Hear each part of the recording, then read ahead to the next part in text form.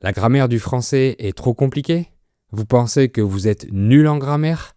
Eh bien non, c'est juste que la grammaire est très mal enseignée et que personne ne vous dit quand et comment l'étudier.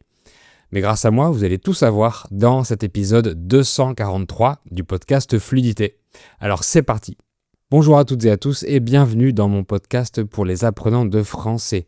Si vous êtes sur YouTube, vous pouvez activer les sous-titres corrigés en français dans les paramètres de la vidéo ou dans une autre langue. Dans la transcription PDF, je vous résume le vocabulaire lié au sujet de la vidéo. Le lien est dans la description YouTube ou sur les plateformes de podcast. Apprendre ou étudier la grammaire d'une langue étrangère est utile. J'en ai déjà parlé plusieurs fois dans ce podcast. Mais le centre de votre apprentissage, c'est toujours l'immersion et la pratique. L'écoute, la lecture, la pratique en conditions réelles, etc. Par contre, étudier la grammaire, ce n'est pas pratiquer. C'est étudier de la théorie. Et puisqu'une langue est vivante, l'utilisation réelle est souvent très différente de la théorie. Les natifs ne respectent pas toutes les règles de grammaire. En fait, ils ne connaissent pas ces règles.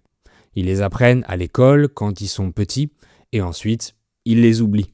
Quand les êtres humains parlent des langues, ils pensent à des idées et des groupes de mots sortent intuitivement du cerveau et de la bouche. Ils conjuguent les verbes, positionnent les mots dans le bon ordre et prononcent bien tout ça sans réfléchir. En réalité, pour notre langue maternelle, la grammaire est intuitive dans notre cerveau. On sait l'utiliser naturellement, mais on ne sait pas comment on fait. Demandez à la majorité des adultes de vous expliquer de la grammaire et ils vous diront qu'ils l'ont appris à l'école, mais ne s'en souviennent pas. Cette théorie de la langue n'est pas devenue intuitive grâce à la grammaire qu'on a apprise à l'école, mais c'est grâce à l'immersion et à la pratique. D'ailleurs, les gens qui ne vont pas à l'école dans certains pays savent parler leur langue maternelle. Avant que l'étude de la grammaire ne soit proposée à l'école, on savait parler des langues depuis des milliers d'années. Parce que c'est l'utilisation et l'immersion qui nous fait intégrer et mémoriser naturellement la grammaire. Et une excellente façon de vous immerger en français, c'est d'écouter des histoires captivantes, des histoires qui vous intéressent. Et c'est exactement ce que je fais pour apprendre mes langues étrangères. En ce moment, je regarde une série en italien.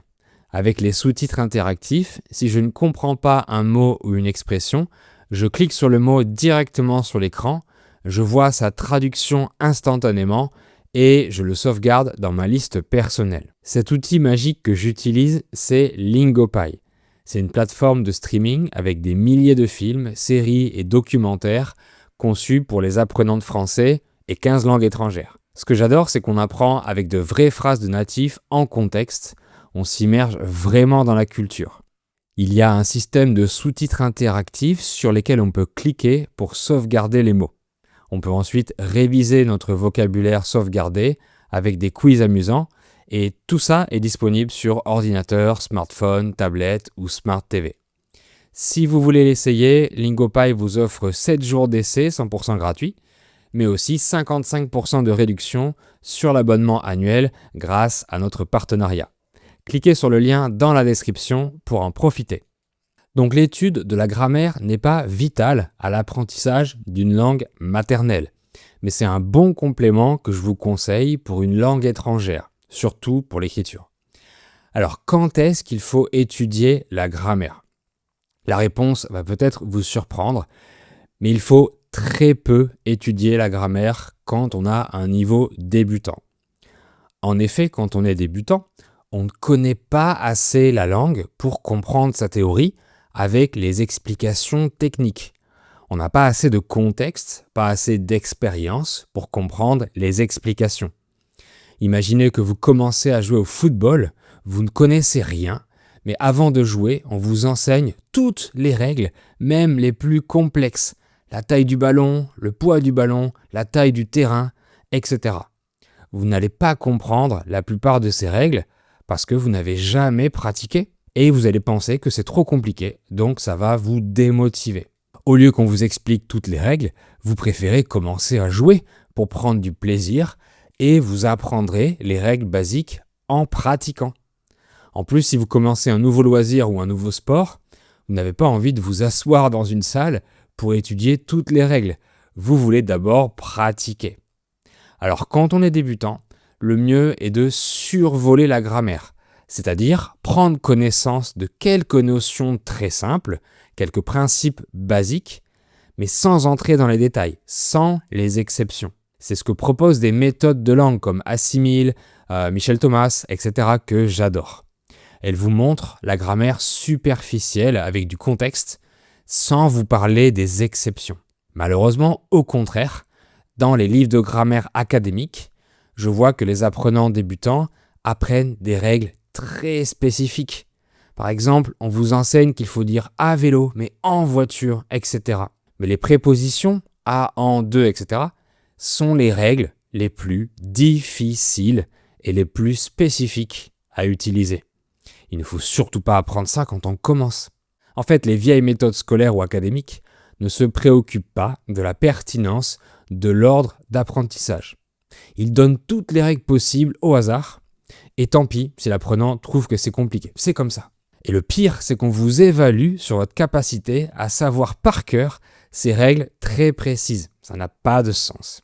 En fait, c'est quand vous êtes au niveau intermédiaire et que vous avez déjà de l'expérience et du contexte dans la langue que vous pouvez approfondir de plus en plus la grammaire pour pouvoir ajuster votre expression et mieux comprendre le fonctionnement du français. Quand on vous explique une règle, vous la comprenez parce que vous l'avez déjà rencontrée plusieurs fois en contexte. Ah oui, effectivement, j'ai déjà entendu ça. Et si vous comprenez mieux, vous mémorisez mieux. C'est à ce niveau intermédiaire que vous commencerez aussi à voir les exceptions. Plus vous avez d'expérience, plus vous pouvez comprendre de la grammaire détaillée. Maintenant, comment apprendre la grammaire ? Comme je l'ai dit, la grammaire, c'est un ensemble de règles. Comment conjuguer, comment choisir telle ou telle préposition, comment utiliser les temps, comment placer les mots, etc. C'est simplement le mode d'emploi de la langue, le guide d'utilisation, une série d'instructions pour vous dire comment tout utiliser. Alors, la grammaire doit être utilisée comme un mode d'emploi. Si vous achetez une machine à laver avec plein de fonctions compliquées, est-ce que vous essayez d'apprendre le mode d'emploi par cœur ? Bien sûr que non. Est-ce que quelqu'un va vous évaluer sur votre capacité à connaître le mode d'emploi par cœur ? Non plus. Alors c'est la même chose avec la grammaire. Un mode d'emploi est fait pour être consulté quand on ne sait pas utiliser quelque chose. On lit le mode d'emploi pour bien comprendre et on essaye de mettre en pratique ce qu'il explique. Ensuite, on ferme le mode d'emploi et on le range. Si on oublie les explications du mode d'emploi, on l'ouvre, on relit les instructions et on remet en pratique la bonne utilisation. Mais on n'essaye pas d'apprendre par cœur tout le mode d'emploi. On mémorise les instructions en pratiquant, en essayant d'appliquer ce qui est expliqué. Au début, on peut lire le mode d'emploi en entier sans s'intéresser aux détails. Donc comme avec les méthodes de langue comme Assimil qui vous donnent une vision générale de la grammaire complète de la langue. Mais on n'essaye pas de mémoriser volontairement ces règles. On essaye de les remarquer quand on s'immerge dans la langue et on essaye de les mettre en pratique quand on parle. Ensuite, écoutez bien ce que je vous dis. Une notion de grammaire peut avoir deux niveaux différents. Par exemple, les tout petits mots comme les prépositions, les articles, le, la, les, des, les pronoms, lui, le, en, etc. Plus le mot est petit, plus il est difficile à exprimer. Mais au contraire, ces petits mots sont très faciles à comprendre. Ce qui veut dire que les articles, par exemple, font partie des mots les plus difficiles à exprimer dans une phrase. Pourtant, on vous dit dans les livres de grammaire que les articles sont du niveau débutant. Et non, ils sont du niveau débutant en compréhension, mais du niveau avancé en expression. Ça s'explique par plusieurs raisons. Plus le mot est petit, moins le cerveau va l'entendre ou le lire. Si je dis « il continue de parler », dans cette phrase, les mots importants sont « il continue parler ». Grâce à ces trois mots, on comprend le sens de la phrase.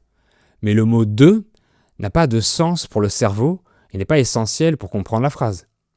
Et quand on est débutant ou intermédiaire, le cerveau est déjà occupé à comprendre le sens des mots importants. Donc, il ne peut pas s'occuper de traiter ces petits mots. Ce qui veut dire qu'on mémorise moins les petits mots. Ensuite, avec l'expérience, quand les mots importants sont déjà connus et clairs, le cerveau peut se concentrer sur les petits mots, sur les détails. Et c'est aussi parce que des mots comme maison, courir, manger sont des mots de contenu qui ont une image mentale facile à mémoriser. Alors qu'un article, le, la, les, est un mot de liaison ou de transition qui n'a pas d'image mentale et qui est plus difficile à ancrer dans la mémoire. Concrètement pour vous, ça veut dire que c'est complètement normal de faire des erreurs avec ces petits mots de liaison, même au niveau avancé. Et ça veut dire aussi que ces notions peuvent être difficilement maîtrisées par un débutant. C'est illogique.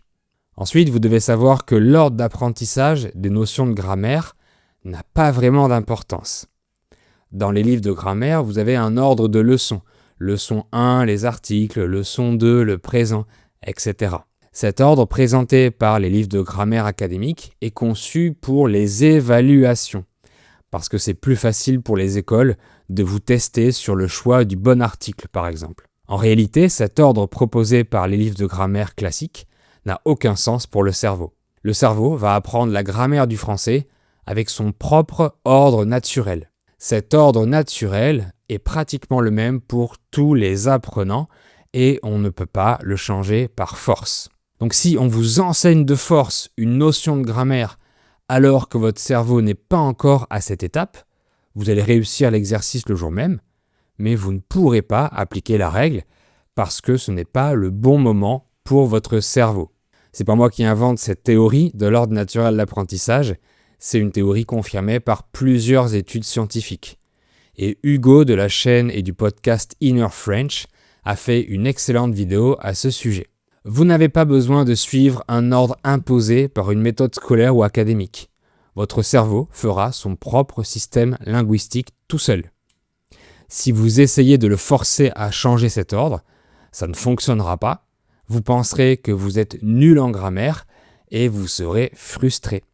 Autre point important, la grammaire du français sera plus ou moins difficile selon votre langue maternelle.